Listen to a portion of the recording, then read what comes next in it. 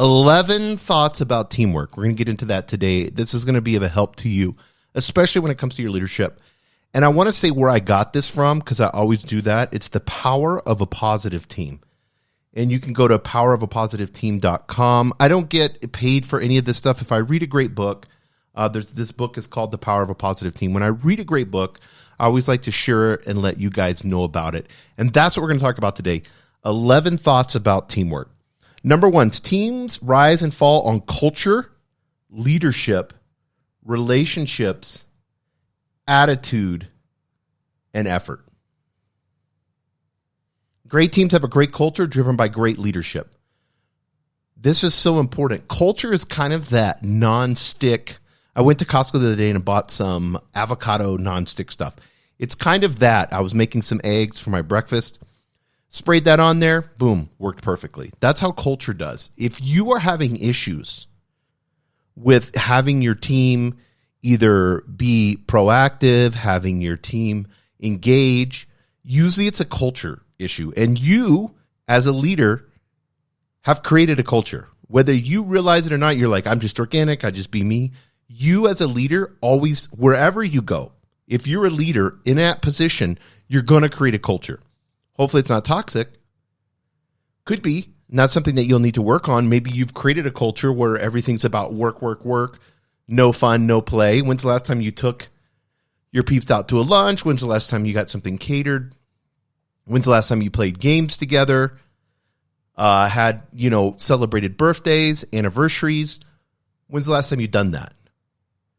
We have to be careful that it's just not, the culture is just not about how you perform, because that's unrealistic in any type of relationship, because that goes right next to it. Cultures, relationships, any type of relationship that you have, how would you feel if it's just all about you being judged constantly on your performance?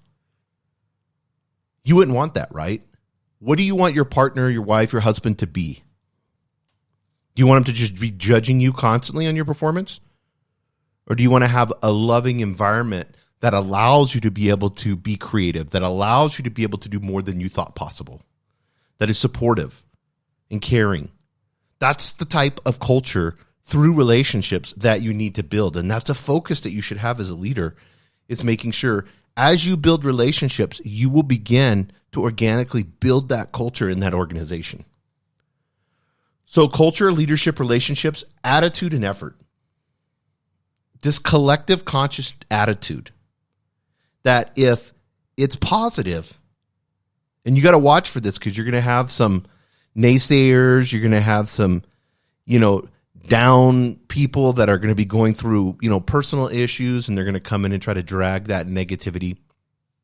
I had a boss come to me once, and I was in a really low point in my life, and he said something that was really interesting. He says, when you drive into these gates, it may seem even silly to you, but when I was really down, it was like a beautiful thing. He said, when you drive into these gates at this work, the minute that you drive into that gate and you get out of your car and you walk into this building, this whole property has nothing to do with your personal life. This is a different you that comes in here. So don't focus on anything personal when you're in here. Focus on what you know that you can do and accomplish that. And I guarantee you that other stuff will work itself out. And you can do that on your own time. And he wasn't being mean about it. I don't think he was being like loving or caring or anything. But it was very, very helpful for me because it made me think like, you know what? I'm bringing all of this garbage into this place and just setting it down next to me where my desk is. Just big, huge personal garbage, just big bags of rotten personal garbage. I'm just setting it right by my desk. And it's influencing everyone around me. So you got to have conversations with those people because you have to guard your culture. It's really important. You could hire somebody and not think that who they are. I mean, people put up huge fronts. We've seen that before. That's why I'm saying you have to be slow to hire and quick to fire. If you see something toxic, you have to eliminate it, no matter as much as you don't want to. I know some of you have a tendency to be passive aggressive. It's hard nowadays to be a strong leader. It's hard to have a conversation and be diplomatic and not get your feelings involved. And I've had tons of podcasts on that. That's just a self-awareness issue. and understanding that, and then not letting your thoughts and your emotions control your leadership. Number 2, it's all about teamwork. Sometimes you are the star and sometimes you help the star. This is so good, guys. If you recognize, I don't even like to be the star. I will always give credit to somebody that helped me do it.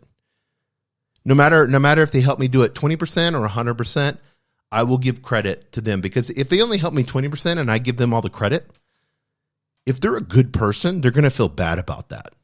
Sometimes I've had people come up to me and say, I know, I feel like I didn't, and the next time I'm like, yeah, not a problem. Sounds good. Perfect. So help people be the star. Create a bunch of stars. And I'm not talking like egomaniac type. If they're a good person and you're promoting them, they're going to respond in a way that is going to surprise you. Don't worry about building up their ego. I think a lot of leaders don't even do it enough. Some are good leaders, because you see a great leader, they're always focused on others. Whether you like him or not, or whether he's had issues or whatever, it doesn't matter. One of the greatest people at building people up and making people feel like they were personal, and it was a one-on-one conversation, was Bill Clinton. And on both sides, Republicans, Democrats, both say the same thing, that this guy, some of his sworn enemies say, and you can look this up, say they would be in a room with him for 45 minutes, have a conversation with, end up liking him when they got done. He's just amazing, charismatic type person. And so he always helped make the other person the star. He always was listening. He would always try to, as you saw when he was a president, like I said, who cares about the political side? He was always about, let's make some compromises here. Where can we do that we can get this done? And he worked with majority of the Senate and the House were Republicans, and he was a Democratic president, and they worked back and forth. He had Newt Gingrich and all that at the time. But I'm telling you, when you begin to help people become stars, the expeditional level of work that you get, because now you're taking somebody that thinks they're a 4 or 5 and turning them into a 6, 7, 8, 9, 10, you're going to get that type of work. The ROI on it is tremendous. If you pump somebody up and they're really not that, they're going to rise. A good person's going to rise, try to rise to that level. So they're going to do more. They're going to work more for you. And I wouldn't do it because of that. That's manipulation.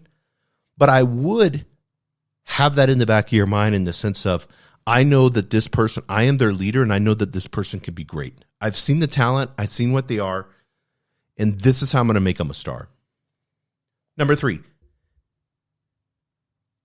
If you want to truly be great, you have to work as hard to be a great teammate as you do a great player.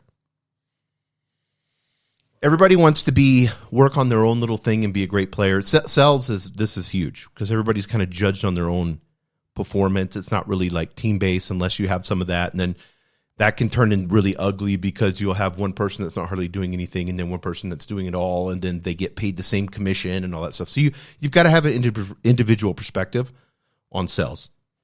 So you're going to have great players, but they may not be great teammates.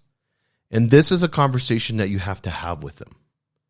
Now, my question to you is, are they toxic? Or are they just a lone wolf that likes to do things on their own? And they're cordial and good with it. Don't force people to be on teams that don't want to be. If they're super talented and they want to work by themselves and not be on a team, why would you shove them into something they don't want to do? You're there to get a product and for them to perform. If they show up occasionally as an introverted, you're letting them work at home. They show up occasionally, they're nice to everybody and cordial. That's all you need. Making them do games and all kinds of other stuff and participate when they don't want to, they're just going to leave and go somewhere else.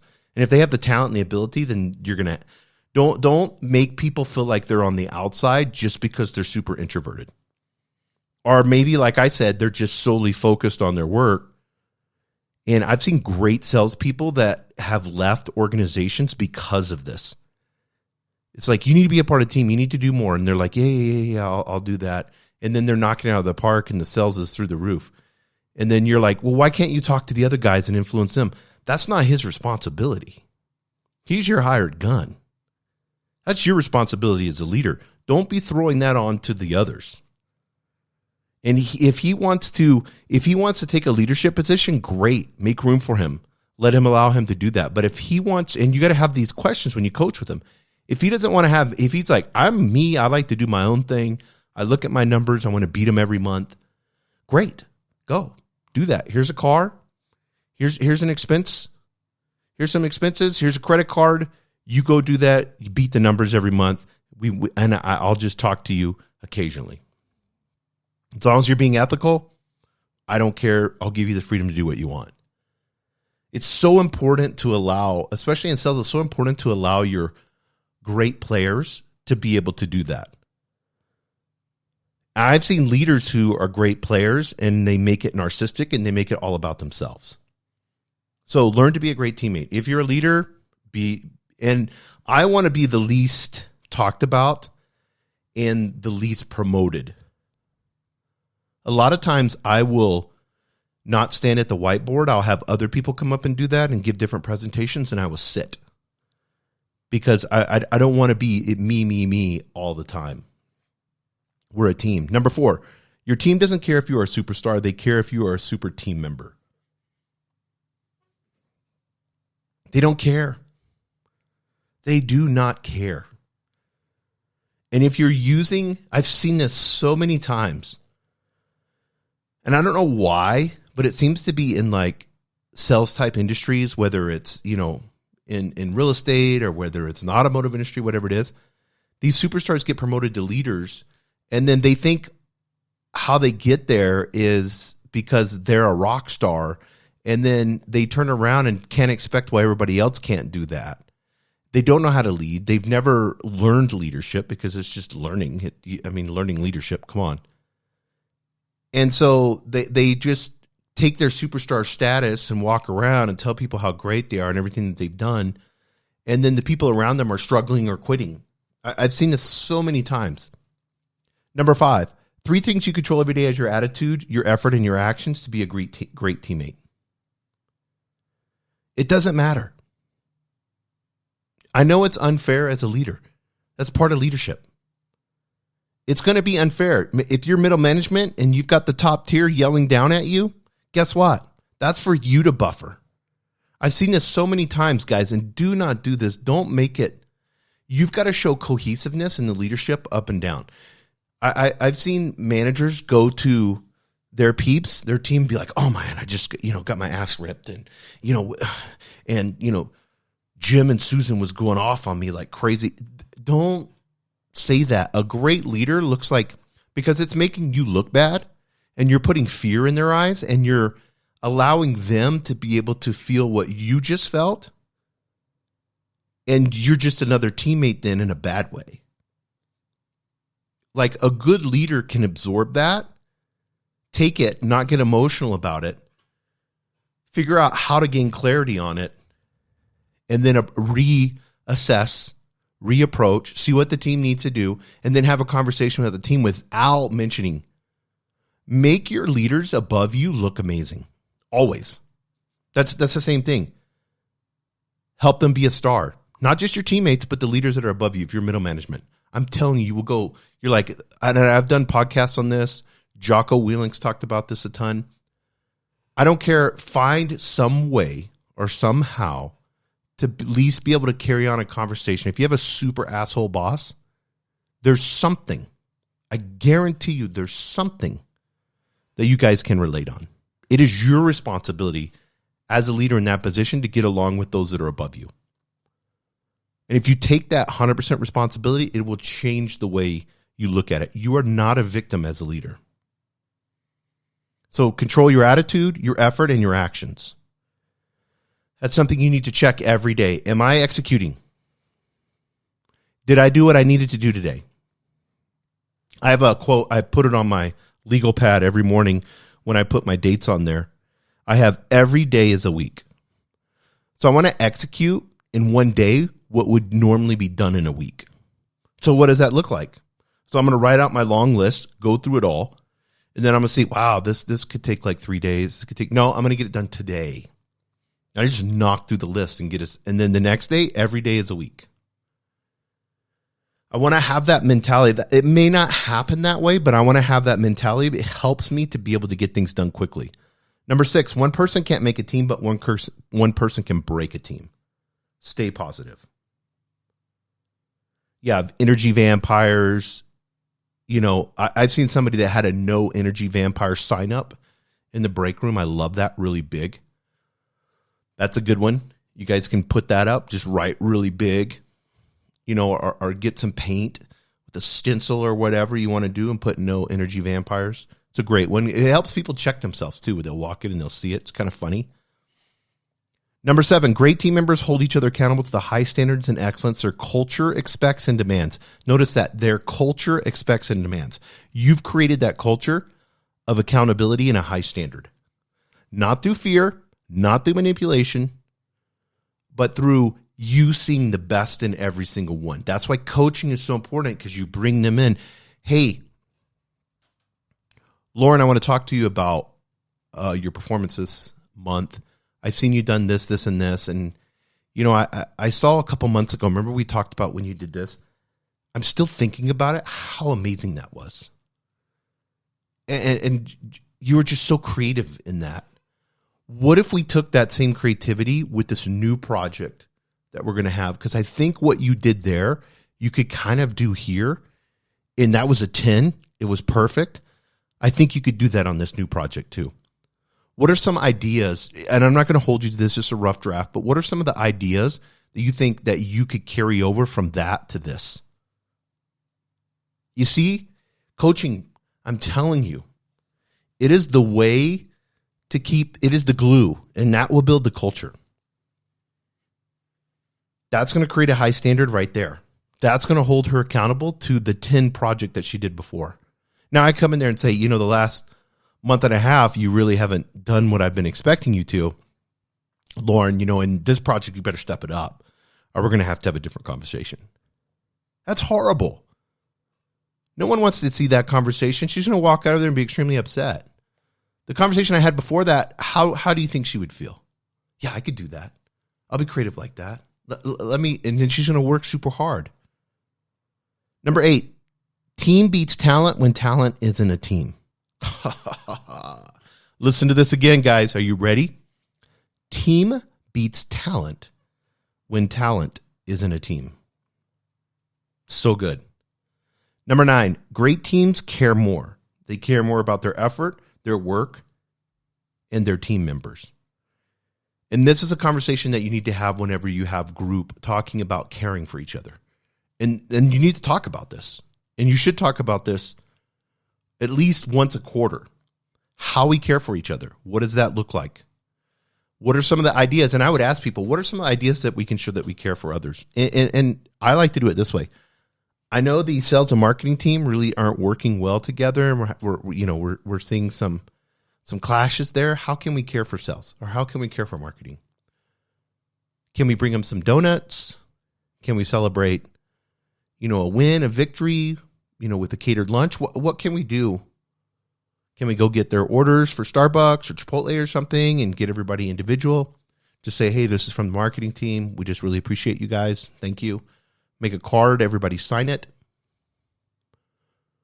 Maybe get there a little bit early. Somebody get there a little bit early and they put like a little box with a name on it and some gifts in there, some small little gifts, some candies and stuff on each of the desks, and say, hey, Lauren, I really appreciate you, marketing department. It's that simple, guys. How do you show that you care? There needs to be systems in place to show that you care. Don't try to do this organically. Whether it's your assistant or somebody, have your receptionist. What can we do to set up a system? Birthdays, anniversaries, always. That's a given. But there are so many great ideas that are out there. You can just Google them, and you're going to see a ton of HR type stuff and don't make it manufactured and like, okay, this month, celebrate them individually. Don't celebrate birthdays. Just take the time. Does it take 5 minutes to walk in a door and hand somebody a present or hand somebody a small cake or cupcakes or something, you as the leader? Okay, you got to do that 20 times in a week because you have a big company. Who cares? Personally, shake their hand. Tell them thank you. And tell them happy birthday or happy anniversary. It's that simple. That goes the ROI on that, guys, through the roof. Number 10, we is greater than me. And what I want to talk about here in this is unity. An average team can do amazing things compared to like this great, awesome superstar team. We've seen this in the Olympics. We're seeing this in the World Cup, soccer. You could take an average team that has heart, that really cares. They're going to do so much better than just a team full of superstars that doesn't even really care about each other. Unity, or being united and selfless, key word. And these are things that you can teach. Just take 3 to 4 minutes in a team meeting. Say, I want us to talk about unity. And then the next meeting, I want us to talk about being selfless. See how you're creating culture? Just by talking about these attributes? Are these attributes political? Hell no. Does it matter what a person is or isn't, or what they believe in or what they... No. Everybody wants you to treat them selflessly. Everybody wants unity. Everybody wants the other person to commit to the team.